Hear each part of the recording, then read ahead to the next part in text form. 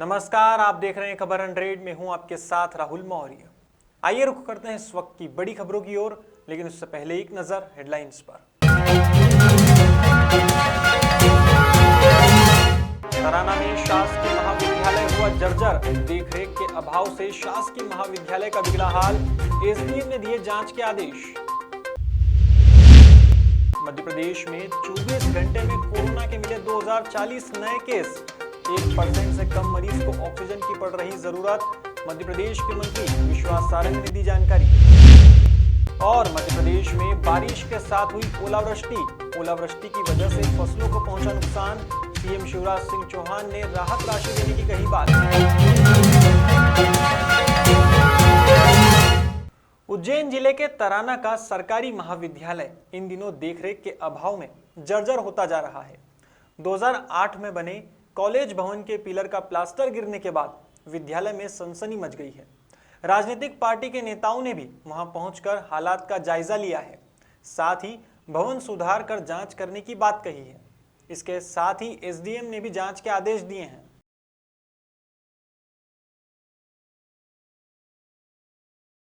हाँ जी, कल हमको सुबह ये जब ये गिरा तब कोई विद्यार्थी तो नहीं था महाविद्यालय में, चौकीदार था। चौकीदार ने खबर की।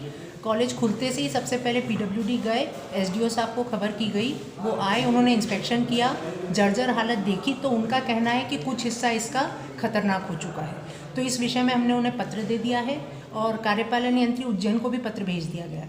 कल ऐसा कहा गया है कि वो लोग रिपोर्ट लेने आएंगे, वो लोग खुद इंस्पेक्शन करेंगे और अगर वो हमें देते हैं कि इसका क्या किया जा सकता है इस बिल्डिंग का या क्या एस्टिमेट है, उस हिसाब से हम अगली कार्रवाई करेंगे। और जो हिस्सा जो 5 नंबर कमरा है जिसके बारे में उनका कहना है कि यहाँ कक्षा न लगाई जाए, तो हमने वो कक्षा कल से बंद कर दी है और अब इधर जो बाकी कमरे में उनमें कक्षाएं संचालित की जा रही हैं। जिस तरीके से आप बता रहे हैं वरिष्ठ अधिकारियों को आपने अवगत करा है, लेकिन एक तरीके से गंभीर मामला है तो छात्र छात्राओं की पूरी जवाबदारी कार्य प्रशासन पर रहती है। इसीलिए हमने यहाँ बैठना बंद कर दिया है बच्चों का, जो ये खतरनाक बीम है इसके नीचे। और जो 5 नंबर कमरा है जो हमें लग रहा है कि उसमें कभी भी हादसा हो सकता है, तो वहाँ पे कक्षा अब नहीं संचालित होगी। जो गेल ने बनाए थे कमरे वो सब अच्छे हैं, सुरक्षित हैं, हम वहाँ कक्षाएं संचालित करेंगे। आगे की क्या कुछ रूपरेखा रहेगी आपकी इसको लेकर? ये जल्दी से जल्दी इस पर कार्रवाई करके या तो इसे रिपेयर किया जाए या इसके बारे में जो भी एस्टिमेट देंगे हम शासन को तुरंत भेजेंगे। अब सर्वोच्च प्राथमिकता पे काम किया जाएगा। तराना में खेल एवं युवा कल्याण विभाग और शिक्षा विभाग के संयुक्त तत्वावधान में साइकिल रैली का आयोजन किया गया। बता दें, कृषि उपज मंडी में स्थानीय नन्हे बच्चों ने साइकिल चलाकर फिट रहने का संदेश आम जनता को दिया है। इस मौके पर विभागों के अधिकारी भी मुख्य रूप से मौजूद थे। हाल ही में बीजेपी प्रदेश अध्यक्ष विष्णुदत्त शर्मा ने मंदसौर पहुंचकर भगवान पशुपतिनाथ के मंदिर में महामृत्युंजय का जाप किया है और हवन किया है। बता दें, प्रधानमंत्री नरेंद्र मोदी की दीर्घायु के लिए महामृत्युंजय का जाप किया गया है और हवन किया गया है। इस दौरान प्रधानमंत्री नरेंद्र मोदी देश में और शक्ति के साथ काम कर सके, साथ ही देश के विकास में ऐसे ही आगे बढ़ते रहें, ऐसी कामना की गई है। भगवान पशुपतिनाथ के चरणों में आज उनका आशीर्वाद लेने के लिए आए हैं और अभी भगवान से प्रार्थना की है और हवन पूजन के साथ महामृत्युंजय के जाप के साथ भारत के हमारे लोकप्रिय प्रधानमंत्री, दुनिया के सर्वाधिक लोकप्रिय नेता आदरणीय नरेंद्र मोदी जी के दीर्घायु के लिए और देश के अंदर और वो शक्ति और ताकत से काम कर सकें, आज हम सब ने मिलकर के भगवान पशुपतिनाथ से प्रार्थना की है। भारतीय जनता पार्टी मध्य प्रदेश के अंदर, देश के अंदर यशस्वी बने, कार्य का विस्तार हो और सुख समृद्धि और वैभव के साथ पूरा मध्य प्रदेश और भारतीय जनता पार्टी भगवान के आशीर्वाद से सक्षम बने। आज भगवान से प्रार्थना की है। देवास में उज्जैन रोड पर हनुमान मंदिर को बनाने की मांग को लेकर शिवसेना ने मंदिर स्थल पर हनुमान चालीसा और श्री रामचरितमानस का पाठ किया है। शिवसेना ने मांग की है कि इस मंदिर का जल्द से जल्द निर्माण किया जाए। बताया जा रहा है कि यह मंदिर काफी समय से खुली अवस्था में है और इस पर प्रशासन और जनप्रतिनिधियों का ध्यान नहीं जा रहा है।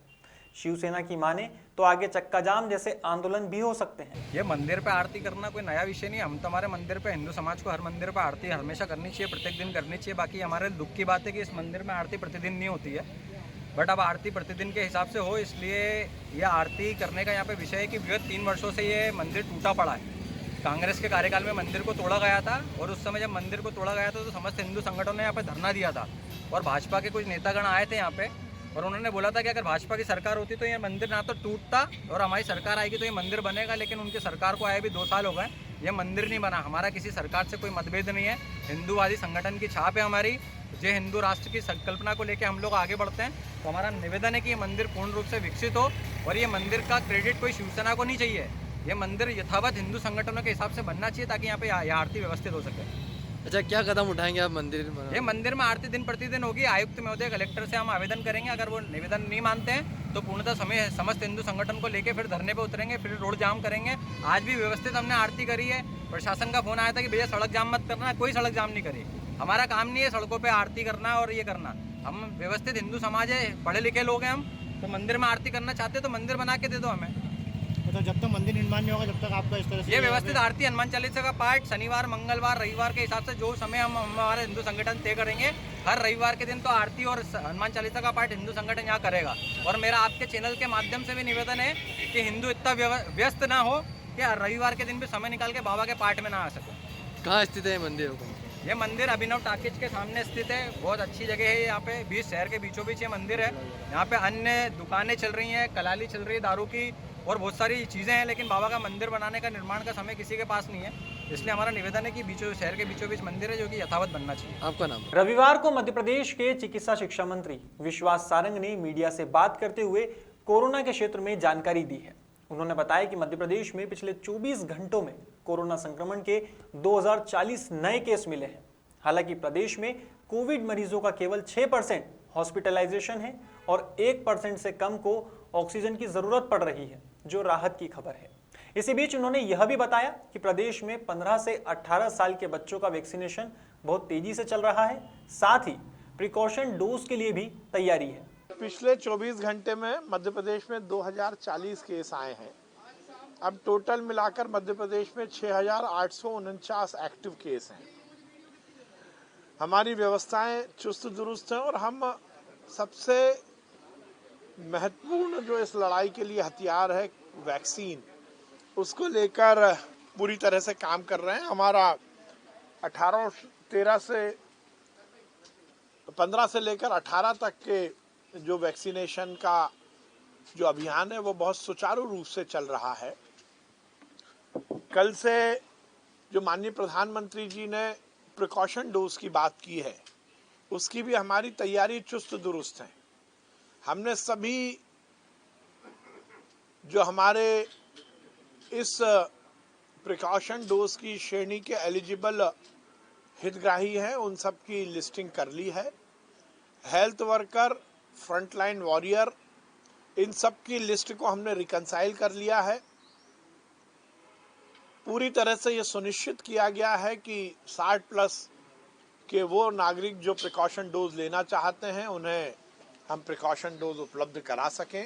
मध्य प्रदेश में बारिश और ओलावृष्टि से फसलों के हुए नुकसान को लेकर सीएम शिवराज सिंह चौहान ने एक बयान दिया है। उन्होंने कहा कि प्रदेश के अनेकों गांव और कुछ जिलों में वर्षा के साथ साथ ओलावृष्टि हुई है। हालांकि वर्षा के कारण फसलों को लाभ भी है, लेकिन ओलावृष्टि के कारण किसानों की फसलों को कई स्थानों पर नुकसान पहुंचा है। ऐसे में तत्काल सर्वे किया जाएगा और क्षति का आकलन करने के बाद किसान को राहत राशि देने की व्यवस्था की जाएगी। साथ ही फसल बीमा योजना का लाभ भी मिले, इसके निर्देश भी दिए गए हैं। प्रदेश के अनेकों गांवों में, कुछ जिलों में वर्षा के साथ साथ ओलावृष्टि भी हुई है। वर्षा के कारण फसलों को लाभ भी है, लेकिन ओलावृष्टि के कारण किसानों की फसलों को कई स्थानों पर नुकसान पहुंचा है। मैंने निर्देश दिए हैं कि ओलावृष्टि के कारण जहां जहां हमारे किसान भाइयों और बहनों की फसलें बर्बाद हुई है, वहां तत्काल सर्वे किया जाए। सर्वे भी किया जाएगा, क्षति का आकलन किया जाएगा और क्षति के आकलन के बाद किसान को राहत राशि देने की व्यवस्था की जाएगी, फसल बीमा योजना का लाभ भी मिले, इसके निर्देश भी मैंने दिए हैं। प्रदेश की सरकार हमेशा संकट की घड़ी में अपने किसानों के साथ खड़ी है और अभी भी मैं आश्वस्त कर रहा हूं, तकलीफ है, परेशानी है, नुकसान हुआ है, कष्ट है, संकट है, लेकिन इस संकट के पार निकाल के हम अपने किसान भाई बहनों को जिनका नुकसान हुआ ले जाएंगे, चिंता करने की जरूरत नहीं है। फिलहाल खबरों में बस इतना ही। देश और दुनिया की तमाम खबरों के लिए देखते रहिए खबर 100, जनता की बुलंद आवाज।